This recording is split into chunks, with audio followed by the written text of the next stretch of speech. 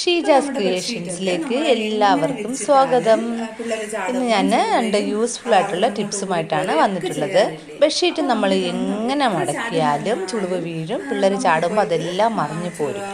ടിപ്പാണ് ആദ്യം കാണിക്കുന്നത്. അപ്പോൾ നമുക്ക് വീഡിയോയിലേക്ക് പോകാം. നമ്മുടെ ബെഡ്ഷീറ്റൊക്കെ നമ്മൾ എങ്ങനെ വിരിച്ചിട്ടാലും പിള്ളേർ ചാടുമ്പം ചുളുവയും അത് അവിടെ നിന്ന് അങ്ങോട്ട് ഊരിപ്പോരുകയൊക്കെ ചെയ്യാറില്ലേ. അപ്പൊ നമുക്കിതൊന്നും എത്ര ചാടി പറഞ്ഞാലും നമുക്കിപ്പോ ഇത് ഒന്നും അറിയത്തില്ല. അപ്പൊ അതിപ്പോ നമുക്ക് എങ്ങനെയാന്ന് വെച്ചാൽ ഞാനിപ്പോ ഇവിടെ ഒരു ഒരു ചെറിയൊരു ബണ്ണും അതേപോലെ തന്നെ കുപ്പിയുടെ ഒരു മൂടിയുമാണ് എടുത്തിട്ടുള്ളത്. അപ്പോൾ ചെയ്യാനുള്ള എന്താണെന്ന് വെച്ച് കഴിഞ്ഞാൽ ഇപ്പോ ഈ മൂടി എടുത്ത് ഈ ബെഡ്ഷീറ്റിന്റെ അകത്തോട്ട് ഇങ്ങനെ ഒന്ന് വച്ചു കൊടുക്കണം. വച്ചു കൊടുത്ത ശേഷം ഈ ഒരു ബണ്ണ് റബ്ബർ ബാൻഡ് ആയാലും കുഴപ്പമില്ല.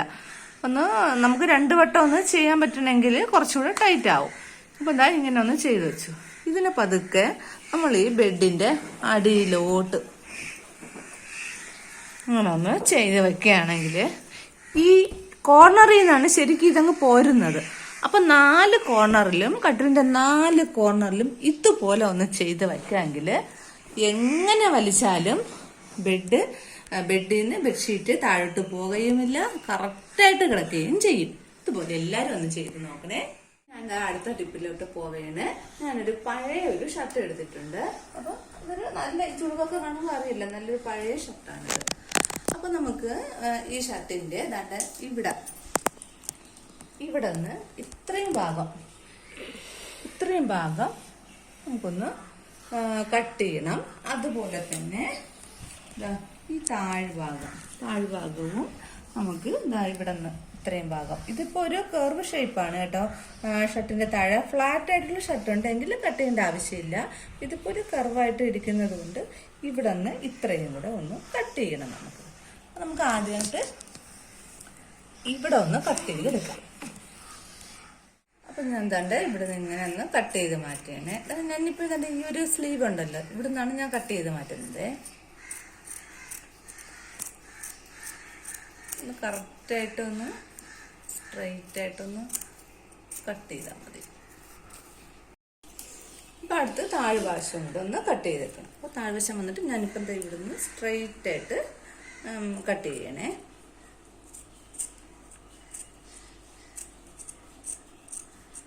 അപ്പൊ ഇതിപ്പോ ഞാൻ കട്ട് ചെയ്തൊക്കെ എടുത്ത് വന്നു. അപ്പൊ ഈ പോക്കറ്റ് ഞാൻ നേരത്തെ കുറച്ചൊന്ന് പൊളിച്ചു വെച്ചിട്ടുണ്ടായിരുന്നു. അപ്പൊ ഈ പോക്കറ്റ് ഒന്ന് എടുത്ത് കളയണം എനിക്ക്. അപ്പം എടുത്തില്ലെങ്കിലും കുഴപ്പമൊന്നുമില്ല. അപ്പൊ ഞാനിവിടെ ഇതുപോലത്തെ ഒരു സാധാരണ പിന്ന് വെച്ചിട്ട് ഈ പോക്കറ്റ് ഒന്ന് അഴിച്ചു മാറ്റി കൊടുക്കുകയാണ്. അപ്പൊ ഇതിപ്പോ ഞാൻ കട്ട് ചെയ്തെടുത്തിട്ടുണ്ട്, പോക്കറ്റിനെയൊക്കെ ഇളക്കി മാറ്റിയിട്ടുണ്ട്. അപ്പൊ എനിക്ക് ഇപ്പൊ നമ്മള് കണ്ടില്ലേ, ഇവിടെ 2 സൈഡും ഓപ്പൺ ആക്കിയിട്ട് ചെയ്യണം. ഒന്ന് മറിച്ചെടുക്കണം കേട്ടോ. കാരണം എന്ന് വെച്ച് കഴിഞ്ഞാല് മറിച്ചിട്ടിട്ട് വേണം നമ്മൾ അടിക്കാൻ. ഇല്ലെന്നുണ്ടെങ്കിൽ തയ്യൽ അറിയാലോ, തയ്യലിന്റെ നല്ല വശം തയ്യൽ തുമ്പ് അകത്തോട്ട് പോകണം. അതിന് വേണ്ടിയിട്ട് ഒന്ന് മറിച്ചിട്ട് അപ്പൊ നന്നായിട്ട് ഇവിടെ ഒന്ന് അടിച്ചെടുക്കണം. മെഷീൻ ഉണ്ടെങ്കിൽ മെഷീനിൽ അടിച്ചെടുക്കാം, മെഷീൻ ഇല്ലെങ്കിൽ തൈ വെച്ചിട്ട് തന്നെ നന്നായിട്ടൊന്ന് തുന്നിയെടുത്താൽ മതി. അപ്പൊ ഞാൻ ഈ 2 ഭാഗവും ഒന്ന് തുന്നിയിട്ട് കാണിച്ചു തരാം. അടിച്ചെടുക്കണം, സ്ട്രെയിറ്റ് ആയിട്ട് ഒന്ന് അടിച്ചെടുത്താൽ മതി.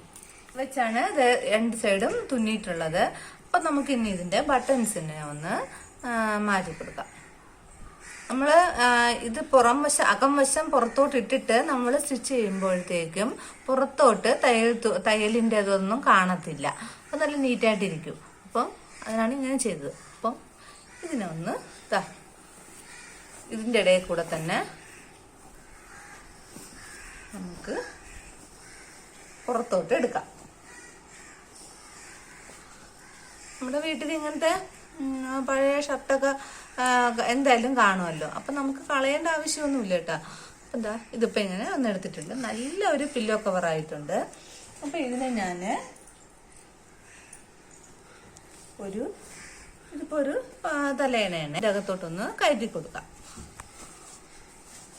അപ്പൊ ഞാൻ ഇതിന്റെ അകത്തോട്ട് ആക്കി കൊടുത്തിട്ടുണ്ട്. നമുക്ക് ഈ ഒരു ബട്ടൺസ് ഉണ്ടല്ലോ, ഈ ബട്ടൺസും കൂടെ ഇതിലോട്ട് അങ്ങോട്ട് പിടിച്ചിട്ട് കൊടുത്താൽ മതി. ഇതിപ്പം കെട്ടിവെക്കേണ്ട ആവശ്യമൊന്നുമില്ല. പില്ലോ കവറ് കണ്ടല്ല, അടിപൊളിയായിട്ട് ഞാനൊരു പഴയ ഷർട്ട് വെച്ചൊരു പില്ലോ റെഡിയാക്കി. ഇതുപോലെ നിങ്ങൾക്ക് പഴയ ഷർട്ട് വെച്ചിട്ട് അടിപൊളി പില്ലോ കവർ ഉണ്ടാക്കാം. അപ്പൊ എല്ലാരും ഇതൊന്ന് ട്രൈ ചെയ്യണേ. അപ്പൊ എന്റെ ഈ കുഞ്ഞു വീഡിയോ എല്ലാവർക്കും ഇഷ്ടപ്പെട്ട് യൂസ്ഫുൾ ആണെന്ന് തോന്നുകയാണെങ്കിൽ എന്റെ ഈ ചെറിയ ചാനൽ ഒന്ന് സബ് ചെയ്യണം, ഷെയർ ചെയ്യണം, ലൈക്ക് ചെയ്യണം, സപ്പോർട്ട് ചെയ്യണം. Thanks for watching.